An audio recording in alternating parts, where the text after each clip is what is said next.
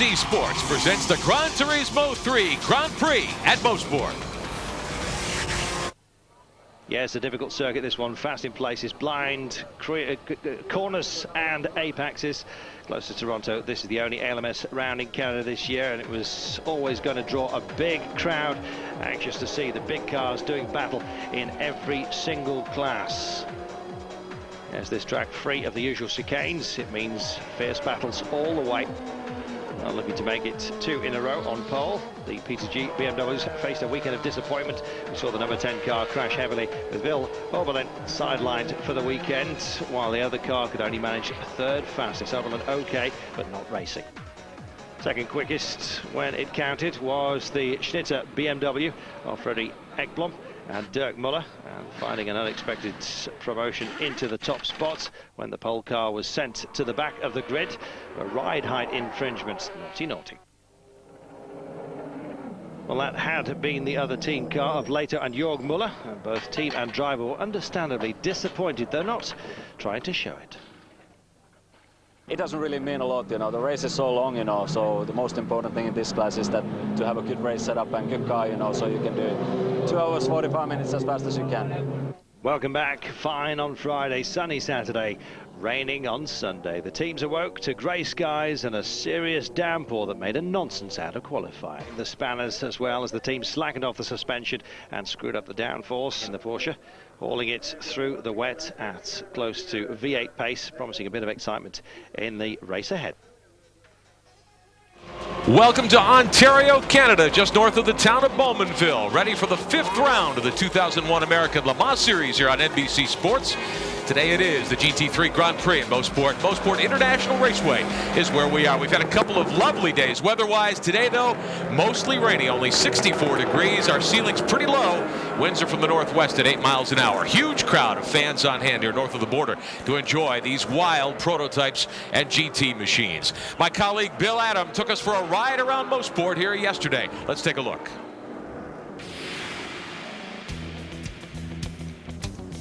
Just under 2.5 miles in length, 10 turns make up Mosport in what might be the ultimate high-speed roller coaster. And John Grab will line up 9th in their 675 prototype. The pole sitter in GT, Dirk Müller, Fredrik Ekblom in one of the BMWs, the 43. I'm Rick Benjamin. Good to have you with us today here on NBC Sports. Rest of the starting lineup looks like this. There is row 5, the 6th row, one of the Corvettes, along with the GT BMW. Said and Stuck will be there. The rest of the field, 26 cars strong. Bill Adam, we've got 4 cars that had to fall to the back of the grid today. The pace car is in. We're set to go in very wet conditions here at Mosport. Glad to have you with us on NBC Sports. The Audis lead him to green, and here we go. Well, nerves are flying. Look at the Panos. He is already trying to go down the inside. If he can get by, he cannot. That was a brilliant start for the Panos, but look at the spray. Show you again what happened. Running off turn 2. No, look at this. You can see all the way before he even got into that corner. The car, he had lost it under braking. The champion car, Wallace taking evasive action. And then look at the other Audi. He has no place to go. He is simply forced to choose the spot in between the cars. He could never turn. He tried to turn, could never get the car pointed around the corner. Oh, boy, and how frustrating. He's sitting in the car right now trying to get this. No, in fact, he's not. He looks like he's going to unplug and get out in the Magnussen car. But still, it's nice to have backup because we've seen so many situations where flukes like this do happen, and you want your car there just in case. Now, what this has also done is that we now have Cadillacs running 3rd and 4th place. A bonus day for them. Take a look. There's the Riley and Scott from Rob Dyson's team, the 16. Butch Leitzinger and James Weaver are here.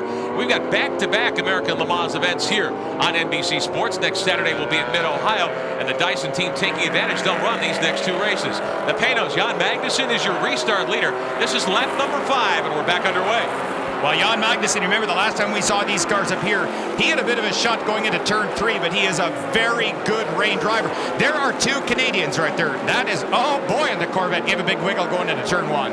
That's Kelly Collins in the number 4 Corvette, leading in GTS right now. One of the 675 cars. Claudia Hurtgen is driving the number 11 for Ruth Nighthawk. John Graham is in the 57. Dick Barber fielding 2 cars in the 675 prototypes. As we check our BMW running order, Take a look at the battling down into the corner. The Corvettes, the 4 car. There's the 3 for Ron Fellows. They had to start at the back, Bill. They had clutch problems. Yeah, and you can see Ron Fellows using a lot of his experience here at Mosport. He also has run thousands of laps at this track. And something you and I talked about earlier, Mosport in the rain, you try to go offline. And now a lot of people familiar with motorsport understand that you don't follow the line you normally would under race conditions. You want to get away from the rubber, away from the oil. Mosport pays massive dividends when you do that, and turn 3 is one of those areas with excellent traction on the outside edge of the corner. Ron Fellows, using his local knowledge, took advantage of that, and he's closing quickly on the 675 car here. Fellows in the Goodwrench Corvette. Of course, they were the winners of GTS at Portland. They won at Sears Point the last time we were with you here on NBC Sports. The 57 and the 5, the 2 LMP 675 cars from Dick Barber's stable. There's one of the BMWs on the move in GT. Hans Stuck was the pole sitter in GT today, and he is up there. Keeping that car off the wall. John Graham off of turn 10. He's a Canadian driver, lives not too far from here. Spun that car coming out of the front straightaway. He's going to have trouble getting back up over the rise, and you can just see the difference in power and class between the Porsches and the BMWs. No wonder Porsche have been complaining about the use of these BMWs, which in a GT series are supposed to be available for everybody to buy. Well, BMW are going to make these cars available fairly shortly, they say, to those of us on the road who've got plenty of cash to spare. Unlike Mr. Painoff. They're 16th overall. Meantime, let's jump on board with J.J. Lehto in the BMW, one of the Schnitzer factory cars, leading the GT competition in car number 42. This is heading up the back straight right now. You hear him going through the gears, the whine of the straight cut gears. Very, very fast cars. And this is a good sign. The wiper is just occasionally wiping the windshield. No rain appearing right up there at all. So it looks like the local weather forecaster was correct. It's going to be a good afternoon after all. Up the Andretti straightaway over one of the humps down toward turn 8. Watch some of the other GT machines battle. Let's show you your BMW GT class standings coming into this 5th round of the American Le Mans Series Championship. Sasha Masson and Lucas Luhr are teammates with Alex Job's Porsche group, just 1 point apart. Boris Said and Hans Stuck share a car. That's one of the Tom Milner PTG BMWs, and then Jörg Müller in one of the Schnitzer cars. So a very tight battle for GT honors. It is a battle. We had a very nice dinner last night with Masson and Luhr, and what a couple of charming drivers. Amazing. A couple of young drivers in the Porsche stable, much is expected of them, of course, as the years go by. As we check your Porsche running order, top left of your screen, in GT, it's Lehto, Stuckey, Müller, then Randy Pobst, trying to get back into contention. He is back in 8th. And we understand that the leader has come to pit road, so Andy Wallace is now your overall leader. Jan Magnussen has come to pit road. But let's get more on the GT situation downstairs to Martin Haven. I'm with the newest face in.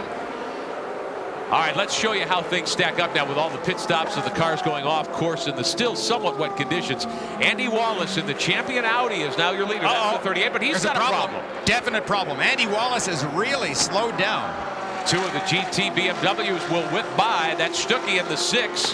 One of the Schnitzer cars going by as well. I believe that would be J.J. Lehto in the 42. Here comes the 43 car with Müller.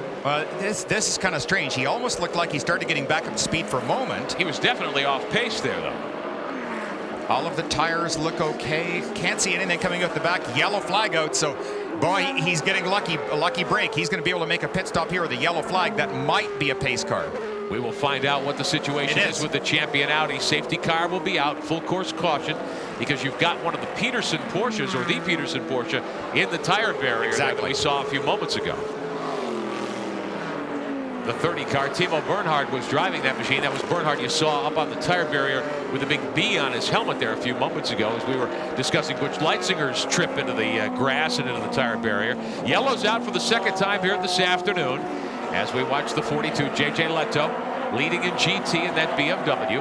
Stuck is 2nd. There's Wallace going by. And this, according to our scoring monitor, will put Jan Magnussen back into the lead in the Panos in the 50 car. So, advantage. It goes down to the number 2 car in Yost. The 5 car that you see there, that silver machine, that's one of the 675 prototypes. In fact, Didier de Radigues has that car leading the category, and he's 4th overall, but there goes Herbert, putting him another lap down. Those cars, of course, aren't as fast in a straight line. They're lighter, though. They do handle better in certain situations. What the Panos team really need. When the car gets a little squirrely coming off pit road. They had a battery problem. They didn't even take the green with the rest of the field. Leitzinger got the car up into third spot for a while there. Now, it almost looked like the choke was stuck, but of course they don't have chokes in these cars. There was some black smoke coming out. The car just didn't want to run cleanly. And sometimes, for a driver sitting in the car trying to get back underway, it can be so frustrating. Different classes, the Corvette and the GTS. Seemingly well and truly in control. And the local John Graham of Canada on board the Dick Barber machine.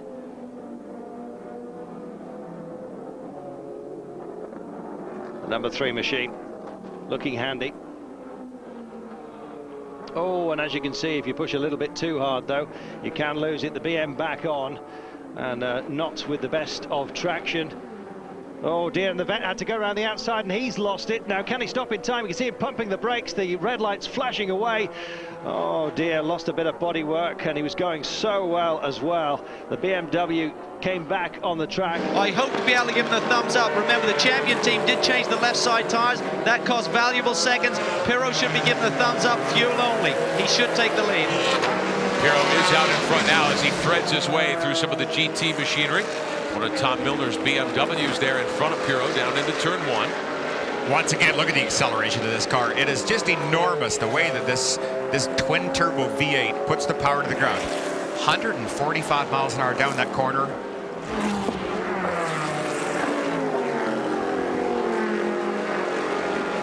Welcome back to Mosport International Raceway. Coverage of the GT3 Grand Prix at Mosport, the American Le Mans Series here on NBC Sports. I'm Rick Benjamin.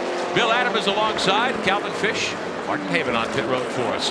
About 40 minutes of racing to go. Watching the Dyson, Riley, and Scott. 16 cars sitting 6th. Butch Leitzinger driving that machine. Desperately need that stop for fuel.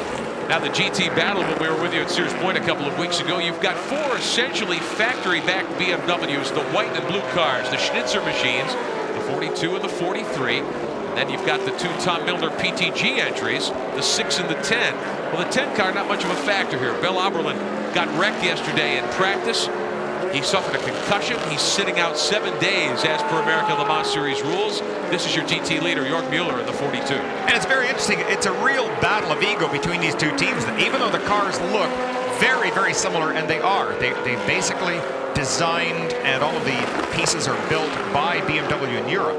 When Milner's team, when the PTG guys get these, they naturally modify them little tiny bits. And one place where you'll see it is on the very front end of the car, what they call the splitter. Down low on the nose piece. This car here has nothing extending out. Milner's car has a little carbon fiber tray coming out to try and give them a little more downforce. They all do their own little changes. Particularly in the newer car, which they've had to drop, of course. Go back to last year's model. J.J. Lehto in the pits. Between the teams is that they might say, well, yeah, our cars are kind of the same, but we want to beat you guys. Müller is 8th overall. 3rd in, making 2nd now in GT. Boris Said has taken over from Hans Stuck in Milner's 6th car. This is one of the PTG machines, and there's a tire difference as well. This team uses Yokohama. That's right. This will give you a pretty graphic example of the difference in the front end of this car. You'll see the tray. It's difficult to look, but look how it extends forward. Just like a little pie wedge, something that comes forward to scoop the air up over the leading edge, just that little lip. Now, Milner's team felt aerodynamically this was what they wanted to do to achieve more downforce. The Euro team felt they didn't want it. As we watch Said, one of the great GT racers in this country. He raced in the Trans Am Series event yesterday at Road America in Wisconsin. Talked to Boris this morning. He said, hey, I brought the bad weather with me. That race was red flagged 4 laps short of the end due to rain. And it was raining here, of course, when he got here this morning. As we take a ride with the number 42, Jörg Müller, taking over from J.J. Lehto. They are 8th overall, the leaders in GT. They're ahead of Said, they're ahead of Dirk Müller, they're ahead of Sascha Maassen. We'll be back. It's right now, and yesterday, my partners in crime, Mr. Adam and Martin Haven, well, they elbowed aside some of the young fans here at Mosport to do battle at the PlayStation console. Look, I love running up here and whatever it takes. Now, Martin had you by about 6 inches. Looked like he was trying to post you up there, Bill. He didn't understand the hockey moves. You grew up in Canada, you learn elbows, you learn to put the hip into somebody, and If Martin happened to go off the track while I was doing it, that's one of the unfortunate parts of racing. I thought he had the spray paint. He was going to paint over your part of the screen there. Gets back. Bill, they've got about 20 minutes of racing left. What do you think? It's really tough. I mean, right now, what Johnny has to do is continue to run as hard as he wants. He would love the luxury being able to just sit back and drive at a slow pace. But O'Connell in the Corvette number 3. Remember, O'Connell took overall victory honors here 2 years ago, driving for the Panos team in one of those LMP1s. Johnny O, a member of the Panos team for quite some time when they debuted in American Le Mans Series competition. Oh, and Butch hits the tires for the second time today. Be patient with the gas pedal, Butch. He got to 4th. We understand some rain is starting to fall on pit road. Now, this could scramble things up. Remember, all these cars are on slick tires as we have 4 minutes of racing to go. It was amazing. But Butch made a little error down at Moss Corner, and now he's going to be very careful, just making sure this car is going to work okay. It appears that, again, the winglets, even up on the corner, are okay, but there's things coming off. He's waving traffic by.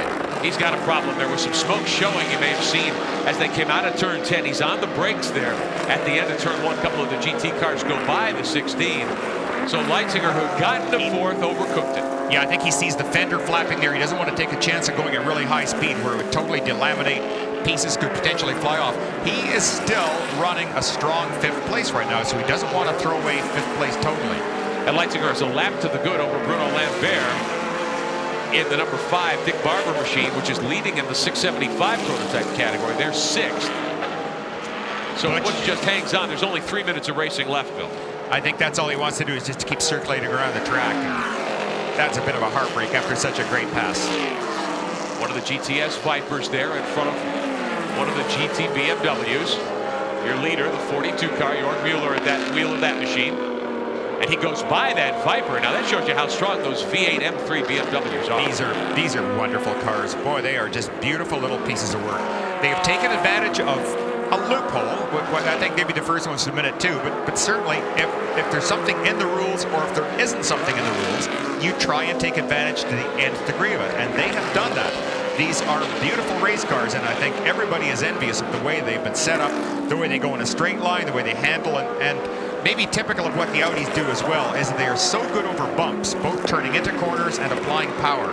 They are particularly strong doing that, so that seems to be a German trademark. In fact, you know what? I noticed it last week. I was telling you I had the luxury of driving an A6 Audi, trying one of those for a while. It was just such a wonderful car to drive. You get out of that car and you get into an American car, and there is a difference between the German philosophy on shock absorbers and springs to American cars. They're wonderful. We're watching the Schnitzer M3 car circulate at the head of the class in GT. Car that is. Reinhold Jost's team will collect their 4th win of 2001 if Pirro can bring that car just the last couple of 100 yards here at Mosport. Here he comes down the front straightaway, fist in the air. The Audi team on the wall to congratulate their driver. Emanuele Pirro and Frank Biela are the winners. Will win GTS in the good wrench number 3, and there's that machine. Despite fellows off-course trip in that race car. Yeah. As he pointed out, that is one strong race car, and these guys have done a great job. Up against the wall for them too. You see the yellow hands flying out the sides, and good job, Ron. Ron, fellows, is just having the dream season that we all dream about. Winning the Daytona 24. What a nice drive for him. Johnny was with Panos, as you had mentioned earlier, and was let go. Didn't really know what he was going to do. Picked up by Chevrolet, and what a team up this has been. It's been a dream team, certainly, in that 3 car. J.J. Lehto and Jörg Müller win GT in the Schnitzer BMW M3. 42 car will finish 10th overall. So Team Europe BMW beats Team America BMW in this particular weekend. Now we need to get the Yanks busy before next week at Mid-Ohio. Mr. Milner will be ready. So Pirro and Biela are your winners. Brabham and Magnussen come home in 2nd. Tizzo and Collard are 3rd. Taylor and Max Angelilli finish 4th. And then the Leitzinger Weaver group and the Dyson machine 5th. As we show you your top 10 here at Mosport International Raceway. We'll show you the next group of cars, 11th through 20th. Dirk Müller and Fredrik Ekblom finish 11th. Boris Said and Hans Stuck come 12th overall. In GT, Sasha Massa and Lucas Luhr 13th overall. And the final 6 cars in the field, several of those cars wrecked early on here today at Mosport. Here are your BMW GT category results. Lehto and Müller the winners. Dirk Müller, Fredrik Ekblom finished 2nd for the Schnitzer team. Then one of the Milner cars, the other BMW team, that's Boris Said and Hans Stuck. They come home in third. First Porsche, the 23 car, one of the Alex Job machines for Masson and Lohr. Burgess and Willinder finish in 5th spot. Let's find out more about the GT results today to Calvin Fish. Jörg Müller and J.J. Lehto came so close to the overall win last year. Jörg, you finally got a little bit of payback here at Mosport today. Yeah, I mean, I'm very happy. You know, we had at least we had a good car in the race. We were struggling a whole weekend somehow with our setup. You know, it's like 2 races ago. Somehow we get it sorted, and you know, we saved the tires, so the car stayed quite consistent. I'm happy. You know, JJ did a fantastic job at the start and at the end. So good car, good baby. JJ, the flying Finn, you love the rain, great opening stint there. Yeah, it was okay, you know. I mean, we did some work for the rain setup in the morning, and you know, the car was better. It wasn't completely set it up for the dry weather, so it was a bit of a compromise. But you know, I got a good start. You know, I just kept out of trouble and you know, just run through the field. You know, so it was a good run. You know, I was happy to see myself, you know, on the 2nd place and just catching up the first one. So that was a good time to change the driver. Big win, big points in the championship. Let's get to the GTS winner in Martin. Yeah, down here, Johnny O'Connell talking to the press.